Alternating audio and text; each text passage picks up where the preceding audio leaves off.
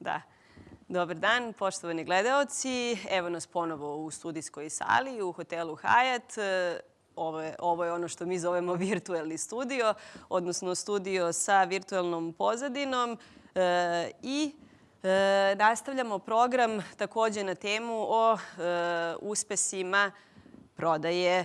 Čekaju nas još 3 veoma interesantna govornika, a ja bih samo iskoristila priliku da vam na početku ovog segmenta najavim jedan poseban projekat koji sprema Instor Media i reč je o projektu čiji je radni naziv FMCG agregator. Dakle, verovatno i vi svaki dan sebi postavljate pitanja i tražite odgovore gde pronaći informacije o trgovcima, dobavljačima, proizvodima, FMCG uslugama, agencijama, nekretninama, edukaciji i tako dalje i kako predstaviti svoju kompaniju i svoje brendove na FMCG tržištu i u regionu.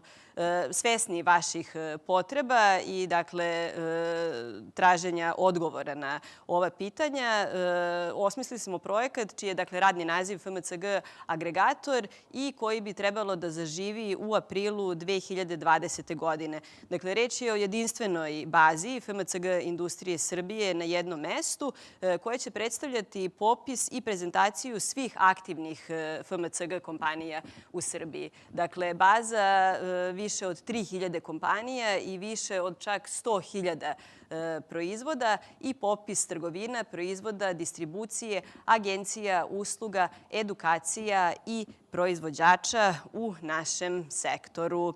Dakle, sledeća faza je da uradimo isti agregator i za sve države regiona, da to postane jedna velika regionalna baza i ona bi trebalo da zaživi u julu 2021. godine. Dakle, FMCG agregator, mogućnost da nađete FMCG kompanije, proizvode u celom regionu i mogućnost da predstavite svoje FMCG kompanije i proizvode u celom regionu kako bi vas vaši klijenti, potencijalni saradnici, lakše pronašli.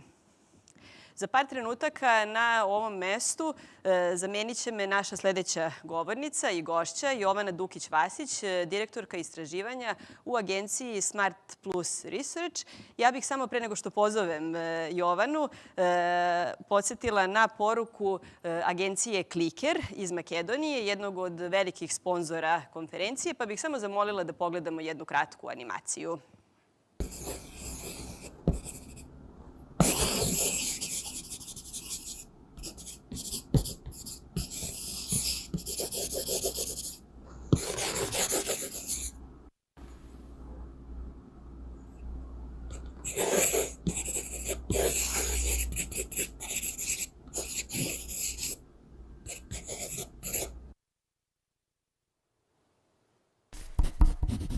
Makedonska marketing agencija Kliker je full service agencija koja već 12 godina radi na makedonskom tržištu sa brojnim inostranim i lokalnim klijentima.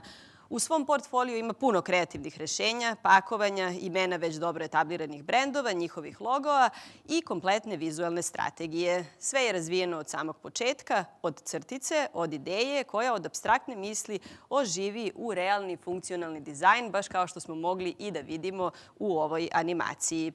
Klikeraši daju dušu dizajnu osmišljavanjem kreativne komunikacije i njene realizacije na svim kanalima. Web, društvene mreže, BTL, out of home, ATL i tako dalje. Sve to i više from scratch by Kliker, poručuju iz agencije. Uđite u kreativni svet klikeraša i pošaljite im vaše izazove mailom na der_as@kliker.mk. Jovana, mislim da ste spremni da nam se pridružite. Kupovne navike među srpskim potrošačima su se ove godine neminovno menjale i o njima nam danas govorite sa pozicije direktorke istraživanja u agenciji Smart Plus Research, jer samo ako dobro upoznamo svoje potrošače, tako ćemo i otkriti tajne uspeha prodaje, što je upravo i tema čitavog segmenta. Hvala vam. Dobar dan svima. Hvala na pozivu u Instoru.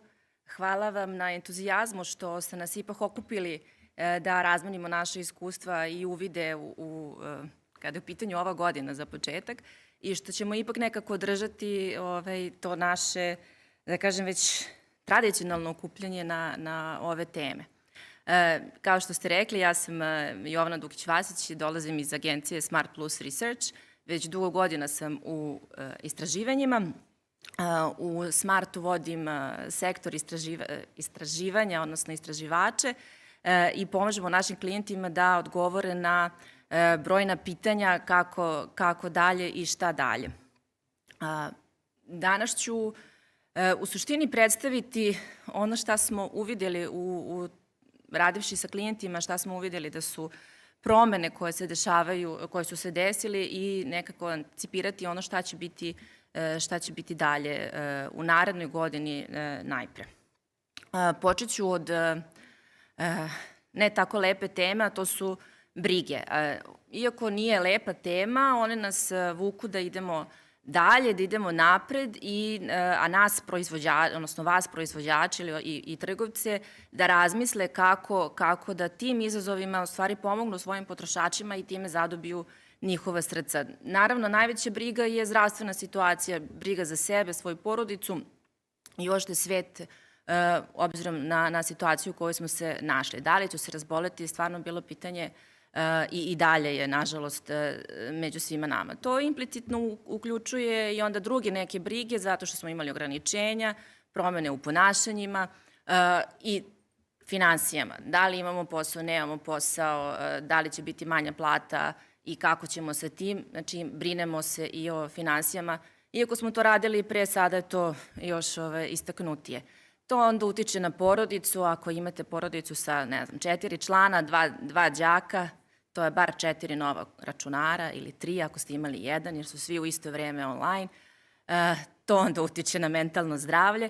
A društveni život koga nemamo ili ga imamo u totalno drugačije konceptualno izvedeno je nešto što nam treba da se relaksiramo od prethodnih navedenih briga, a to nismo u stanju da radimo. Taj, da kažemo, kontekst nije lak, nije svima lak, ali je baš zato što je komplikovan, zato je i izazovan i prilika za rast ili nova ponašanja.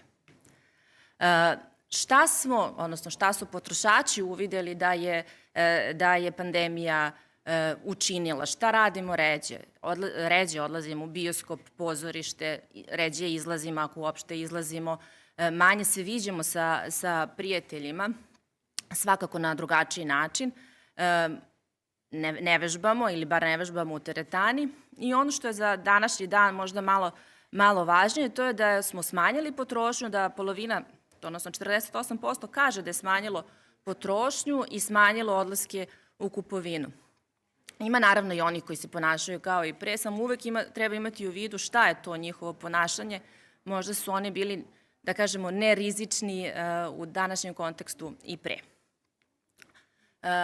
Neke dobre stvari je COVID i doneo, iako je to možda teško razumeti, a to je da smo otkrili svoje talente, da smo se usavršili, da smo uhvatili i prihvatili nekakve aplikacije, pa evo i ovaj današnji skup je novost, da kažemo, za sve nas.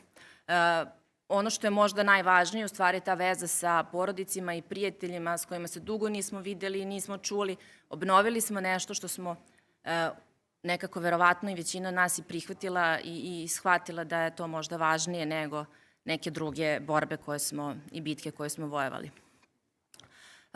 Za kupovno ponašanje to ste i danas i juče smo čuli o tome, znači imali smo ta neka ponašanja, naročito na početku, pravimo zalihe, da se prehranimo i preživimo, pa smo onda to malo se opustili. Pa smo imali, da kažemo, aktivnost nekakvih improvizacija, mesili su se hlebovi, pravile pite ili kako god. Većina nije otišla na odmor ili ne na način na koji je planirala početkom 2020. Pa je onda taj novac i to vreme na kraju potrošeno i utrošeno na renoviranje stana, kuće, vikendice, organizaciju prostora na nov način. Dobar deo se uzdržavao od kupovine. Ja bih rekla da imam osjećaj da je ovo mnogo veće nego da je ovih 8% u stvari uslovilo to i saznalo da je to zbog korona i ja se uzdržavamo od kupovine, a verujem da je ipak u većoj meri svako od nas imao tu temu da li mi ovo treba i da li stvarno treba sada da kupim.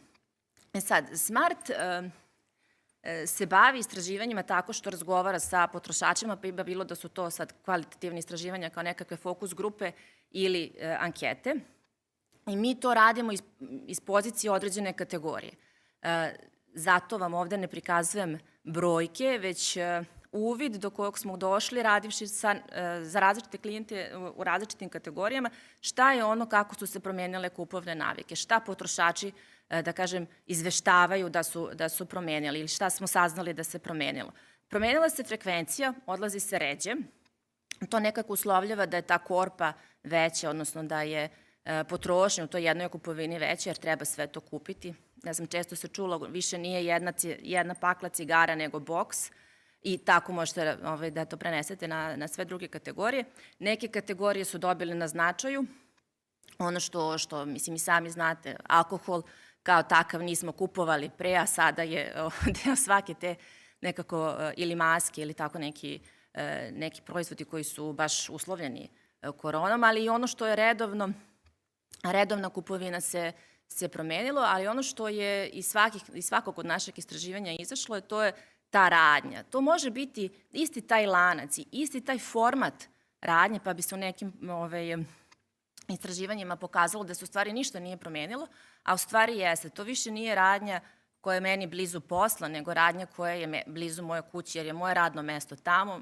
Deca više ne idu u školu, nego se školuju od kuće ili nekako već kako je to organizovano, zavisnosti od razreda, ali se naše ponašanje, odnosno naša mobilnost promenila i onda je ta radnja postala, druge su radnje postale važne.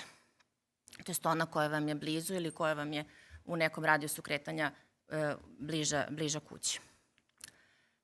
Kada se biraju proizvodi, naročito FMCG, najčešće i najviše se ispitanici kažu da to kupujem ukus. Sad, uvek je to pitanje koji ukus je taj koji je dominantan, kako je on nastao, ali to je to. Ja sam nešto probala, nešto sam uverena, to je ukus koji ja volim. Stičem naviku, nazivam to kvalitetom, adekvatnim kvalitetom. Naravno, ima veze i sa novcem, da li mogu da priuštim ili ne mogu, ili da li opravdavam tu vrednost odnosno taj novac za tu vrednost koju dobijam od proizvoda. Često se biraju brendovi koji daju osjećaj sigurnosti i ove godine je to nekako još značajnije ili dobilo na značaju jer je sigurnost nešto što nam nedostaje, sve je neizvesno, pa bar su brendovi valjda isti, ali dve teme su još iskočile kao važne u ovoj godini. Dostupnost je oduvek bila važna, samo što je sada pitanje, ako se vratimo na ono prethodno što sam rekla, gde to treba da bude dostupno, asortimani treba da se prilagođavaju novim situacijama. Ono što sam pre možda kupovala u blizini posla, sada to svakako kupujem blizu kuće. I ono što je dodatno važan atribut ili pojava, to je šta je to domaći proizvod, odnosno kupujem domaće. Polovina populacije kaže da u stvari kupuje domaće proizvode zato što ima uverenja da pomažu domaću ekonomiju. A to je važno, bar i postalo važnije. Sad, ono šta se svakako desilo, to je taj proces digitalizacije i prosto ušao nam je u život i mnogo brže i dinamičnije je nego pre, nekako nije bilo postepeno. S tim što građenje navika i kupovina online ipak ima određenih problema.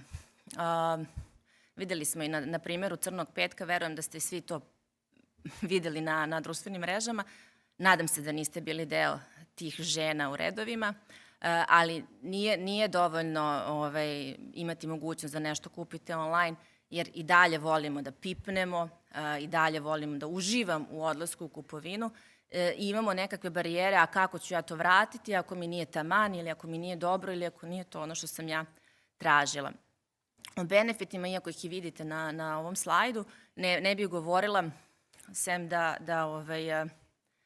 je sigurno u današnjim uslovima. Kako se pristupa kupovini, ništa neobičajeno, s tim što bih, znači, preko laptopova, desktopova, tableta, ali ono što bih u stvari istakla je mobilni telefon. Polovina pristupa online kupovini preko mobilnog telefona, pa onda pozivam sve one koji imaju i prave ta tehnička rešenja da nikako na to ne zaborave i da optimizuju svoje rešenja za pregledanje i ošte korišćenje na mobilnom telefonu.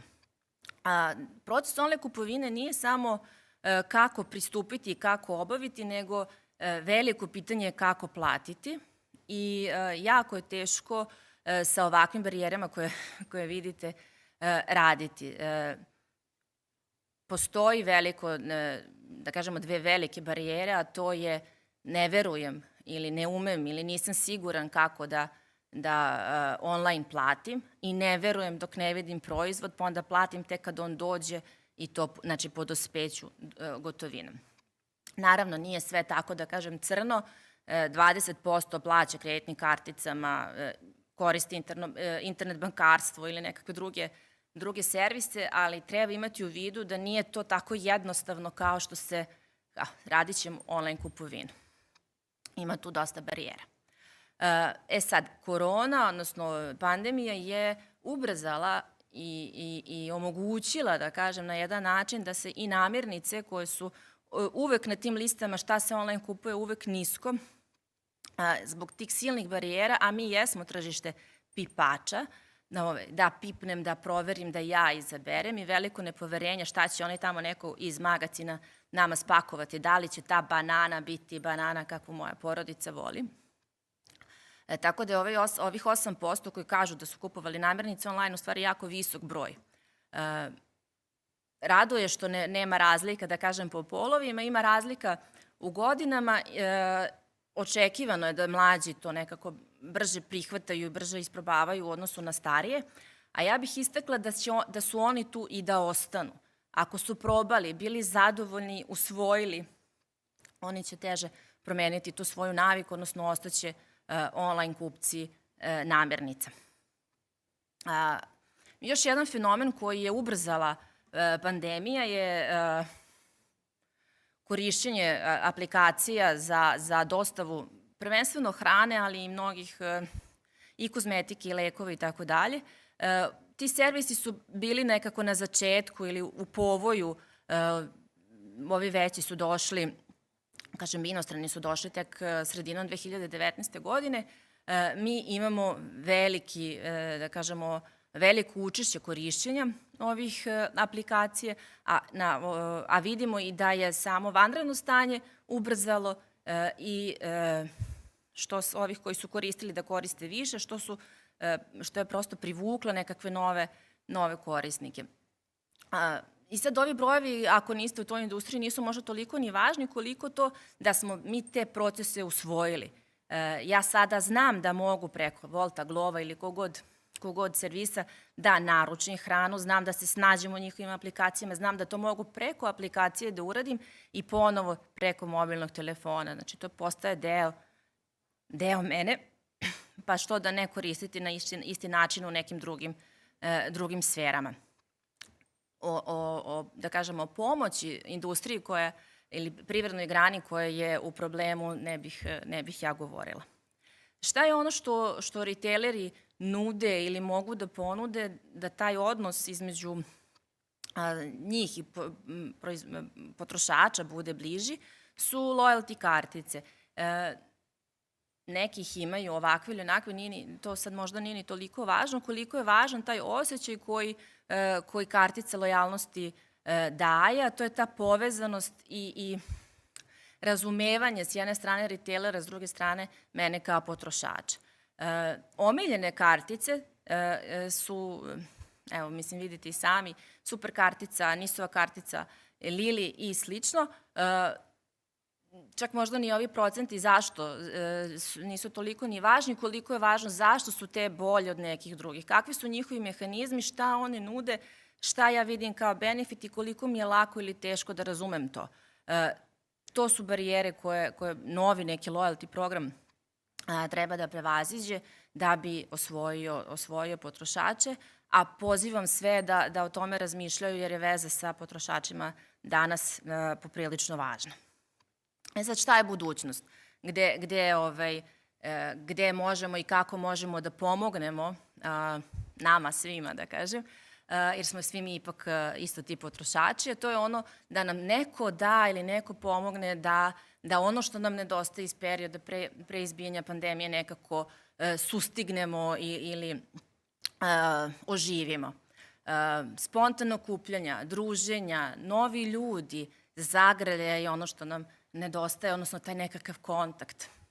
Da se obučemo lepo, da stavimo karmen, ja sam hvala na prilici što imam karmen i što mogu ovako da govorim, da izađemo, da se provedemo, odnosno neki taj osjećaj slobode